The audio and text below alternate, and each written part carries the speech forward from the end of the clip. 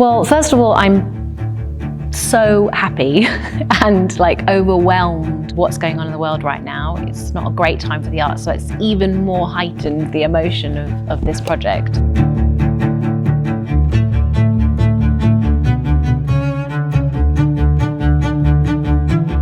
Etta first contacted me to be one of the choreographers for Adventures in Film, which is brilliant. So it's an amazing project where we sort of collaborate with T Films, and we were just told we need to tell a story through the medium of dance and film, and within a 7-minute sort of bracket.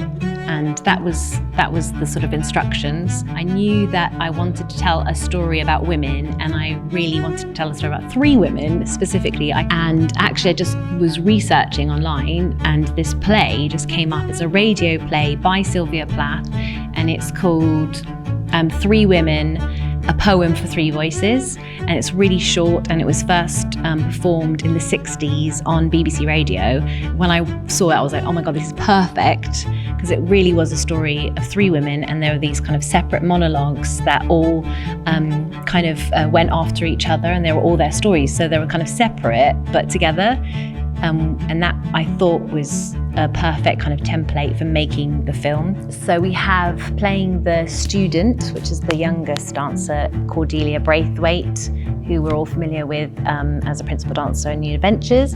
And then I have Estella Merlos, who is playing the working woman, and she's had a varied career. She's been in Rambert Dance Company and Chauvinagizing, and also Charlotte Broom playing the mother.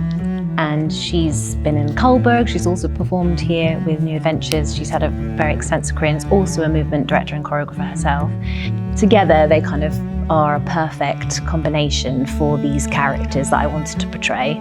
So the process, well, it really involved lots of Zooms to begin with, with everyone in the company. Matthew Bourne actually sent us a book, which was brilliant. So it had the 7 stories that you can possibly tell, basically.